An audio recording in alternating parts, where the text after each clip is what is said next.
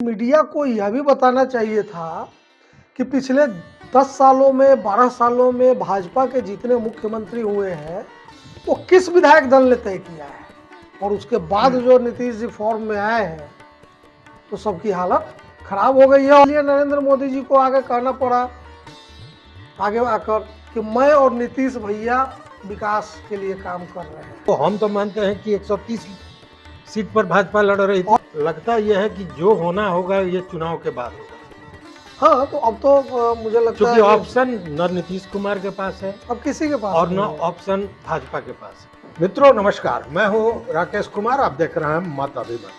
मित्रों, नीतीश जी कोप भवन में चले गए और जब वो कोप भवन में जाते हैं तो कुछ न कुछ होता है।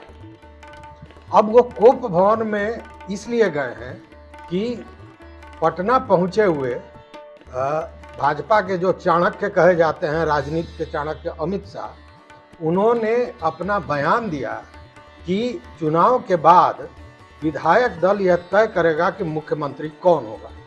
और यह तब आया है मामला, मतलब उनका बयान, जब नीतीश कुमार ने अपने जो उनके वरिष्ठ नेता सीट शेयरिंग में शामिल थे, जिसमें संजय झा हैं, ललन सिंह हैं और अन्य कुछ लोग हैं, उनको कहा था कि पहले यह भाजपा तय करे और आप इस पर बात कीजिए कि मुख्यमंत्री कौन होगा। तो यही सारा मामला था। लेकिन जब अमित शाह का ये बयान आया है, उसके बाद अमित शाह के बयान के बाद नीतीश कुमार चले गए हैं कोप भवन में।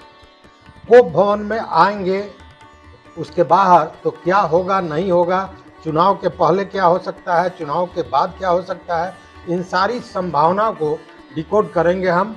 और आज इसीलिए हमारे स्टूडियो में हैं वरिष्ठ पत्रकार और राजनीतिक विश्लेषक शशि शेखर जी।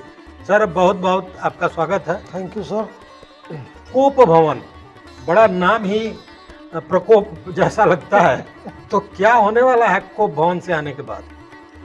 नहीं, उनके कोप भवन में जाने के बाद और आने के बाद क्या होगा वो तो एक अलग मसला है। जो मूल मसला है वो ये है कि जो बात आपने कही कि चुनाव के बाद संसदीय माफ कीजिए विधायक दल बैठकर यह तय करेगा कि मुख्यमंत्री कौन होगा, उप मुख्यमंत्री कौन होगा। तो मैं इस पर 2-3 बातें जो है वो एक सवाल के तौर पर भी रखना चाहता हूँ। पहली बात तो यह है कि पूरे कॉन्स्टिट्यूशन में आप जाइए, कहीं उप मुख्यमंत्री नाम का चीज़ नहीं है। लेकिन ये असल में उनको एक विभाग दिया जाता है और एक नाम दे दिया जाता है उप मुख्यमंत्री या उप प्रधानमंत्री। इसका कहीं कोई जिक्र संविधान में नहीं है। लेकिन इस बात का जिक्र है जो अमित शाह जी ने कहा कि चुनाव के बाद विधायक दल राज्य के मामले में मुख्यमंत्री का चयन करेगा और संसदीय दल केंद्र के मामले में प्रधानमंत्री का चयन करेगा। बिल्कुल। तो उन्हें मीडिया को यह भी बताना चाहिए था कि पिछले 10 सालों में 12 सालों में भाजपा के जितने मुख्यमंत्री हुए हैं वो किस विधायक दल ने तय किया है। बहुत बड़ा प्रश्न है। और उसके लिए देखिए, उसका एक डिकोरम होता है। आप याद करिए 2014 का चुनाव जीतकर जब नरेंद्र मोदी जी दिल्ली पहुंचे थे पहली बार संसद भवन में, तो जब वो माथा टेके थे और जब वो अंदर गए थे तो उस वक्त जो बैठे थे लोग, उसमें मुरली मनोहर जोशी, आडवाणी जी जैसे वरिष्ठ लोग बैठे थे उनके साथ, और वो वही था, संसदीय दल की बैठक थी जिसमें प्रधानमंत्री का चयन किया जाना था। वो चूंकि संवैधानिक बाध्यता है। हालांकि फेस ऑलरेडी तय था। बावजूद इसके वो मतलब ये चूंकि संवैधानिक बाध्यता होती है। और मुझे अच्छी तरह याद है कि मुरली मनोहर जोशी जी ने मोदी जी के भाषण के बाद इस बात की याद दिलाई थी कि एक औपचारिकता बची रह गई है कि संसदीय दल मिलकर तय कर ले। वो कुछ होता होगा अंदर में, मतलब वो मोहर लगाते होंगे वगैरह। तो अब जितने मुख्यमंत्री हुए योगी आदित्यनाथ जी जब मुख्यमंत्री बने 2017 में, और दिल्ली से हेलीकॉप्टर गया था और हवाई जहाज गया था गोरखपुर, वहाँ से उनको लाया गया था दिल्ली, जब वो भी कोप भवन में चले गए थे, उस वक्त किस विधायक दल ने मुख्यमंत्री का चयन किया था? यही तो आश्चर्य की बात है। और पिछले 1 साल से 6 महीने से, चाहे वो भाजपा का नेता हो या जदयू का नेता हो, वो सब लोग यही कहते आ रहे हैं कि नीतीश जी के नेतृत्व में हम लोग बिहार का विधानसभा चुनाव लड़ेंगे। आज भी कह रहा है। अब उम्मीद ये थी, जैसा कि विपक्ष आरोप लगा रहा था, मीडिया में बार बार ऐसी तस्वीरें आ रही थी, भाजपा को ये उम्मीद थी कि जिस तरह से नीतीश जी के वीडियो सामने आ रहे हैं, जिस तरह के कुछ बयान वो दे रहे हैं, शायद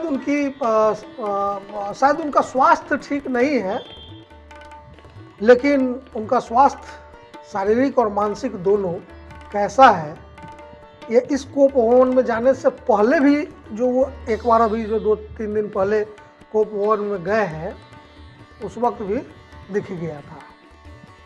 टाइगर रिटर्न्स कह सकते हैं। हाँ। अंतरात्मा और आंतरिक शक्ति जो है, इंटरनल पावर विदिन जो है एक लीडर का, वो जाग गया। रत्नेश सदा का सीट जो है, जो मंत्री है, वो दे दिया गया था किसी और को। रत्नेश सदा जी पहुंचे और बोले कि ऐसा हो गया मेरे साथ, चिराग पासवान को दे दिया गया। और उसके बाद जो नीतीश जी फॉर्म में आए हैं, तो सबकी हालत खराब हो गई है। और एक 2 सीट शायद ज़्यादा ही लिए हैं पूरे गठबंधन में। पहले बराबर था, 101 था ना, तो 5 जो इनके उसको दे दिया गया था एक्स्ट्रा, हाँ, वो फिर वापस लिए हैं। वापस नहीं लिया, उस पर अपना कैंडिडेट खड़ा कर दिया। मजाक था। तो नीतीश जी छोटा भाई बनने के मूड में नहीं है, कहीं से नहीं। वो 20 साल से बड़े भाई की भूमिका में है और रहेंगे। और इसीलिए नरेंद्र मोदी जी को आगे कहना पड़ा, आगे आकर, कि मैं और नीतीश भैया विकास के लिए काम कर रहे हैं। अमित शाह जी आए हैं, बोले हैं। अच्छा, एक और बात है कि जो सीट शेयरिंग के समय ये लगातार कहा जा रहा था कि 103 इनको मिलेगा तो 100 इनको मिलेगा, मतलब 1 का अंतर होगा, भाजपा में 1 सीट कम मिलेगा। लेकिन जब सीट शेयरिंग की क्लियर बात आई सामने, तो दोनों को बराबर दिया गया। मतलब कि भाजपा ये संदेश देना चाह रही थी कि हम बराबरी में हैं, छोटे भाई बड़े भाई की बात भूल जाइए। तो ये तो देखिए, पिछला चुनाव भी तो बहुत क्लियर था और नीतीश जी को बहुत क्लियरली ये पता था कि लोजपा के जरिए क्या किया था भाजपा ने उनके साथ, खेला किया गया था। और लेकिन ये नीतीश कुमार की ही ताकत है कि 2015 के मुकाबले 2020 में इतनी कम सीटें उनको मिली। 25 सीटों पर लोजपा ने उनको हराया। 131 या 33 सीटों पर लोजपा चुनाव लड़ी थी, जिसमें से 25 ऐसी सीटें थी जहाँ बहुत कम वोट से नहीं, जितने वोट से वो हारे थे, उससे ज्यादा वोट लोजपा को आया हुआ था, मिला था। बावजूद इसके सीएम कौन बना? वही बने। तो नीतीश कुमार का भाग्य कहिए, चतुराई कहिए, स्टेट्समैनशिप कहिए, लीडरशिप कहिए, जो भी कहिए, अभी पिछले भाजपा की कमजोरी कहिए, जो कहना है कहिए, लेकिन पिछले 3 महीने में, या बिहार की तासीर कहिए, बिहार की धरती और बिहार की पानी का तासीर है यहाँ के नेताओं का। तो कर्पूरी ठाकुर, लोहिया और जेपी की मेहनत का जो नतीजा, खास करके राजनीतिक पढ़ाई जो उन्होंने पढ़ाया, वो अब जो है रंग दिखा रहा है। वो दिखा ही रहा है, पिछले 20 साल से दिखा रहा है।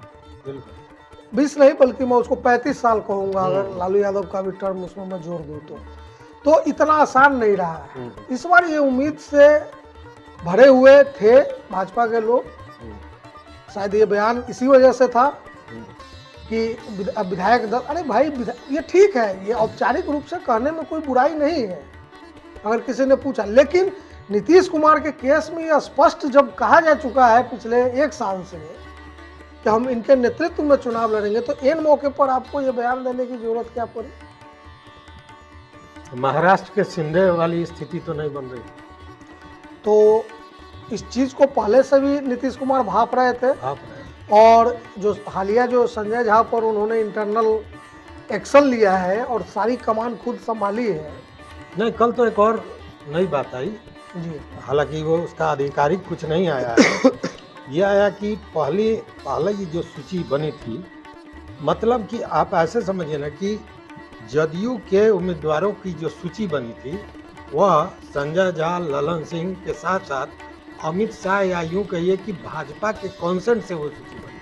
हम्म, तो कल ये खबरें चल रही थी कि बजाता कि नीतीश कुमार को जब ये पता चल गया कि भाजपा उनको किनारा कर रही है किसी न किसी तरह से, चूंकि कहने को 101 भाजपा भी सीट ली थी, लेकिन अगर सच पूछिए तो हनुमान को 29 सीट दे दिया, तो उसको हम तो मानते हैं कि 130 सीट पर भाजपा लड़ रही थी। और आप वो दोनों भी जोड़ लीजिए, राष्ट्रीय लोक मंच और हम उसको हम नहीं भी अगर नहीं जोड़ते जोड़िए, हैं, क्यों नहीं अगर जोड़ेंगे? जोड़ते हैं तब तो जमीन आसमान का सारा अंतर हो है, जाता हाँ, है। बिल्कुल। तो कहने का मतलब कि पहले ही किनारा तो लगा दिया था भाजपा ने, और अंत में जब ये बात समझ में नीतीश कुमार के आई है तब उन्होंने ये सारी स्थितियां पैदा की।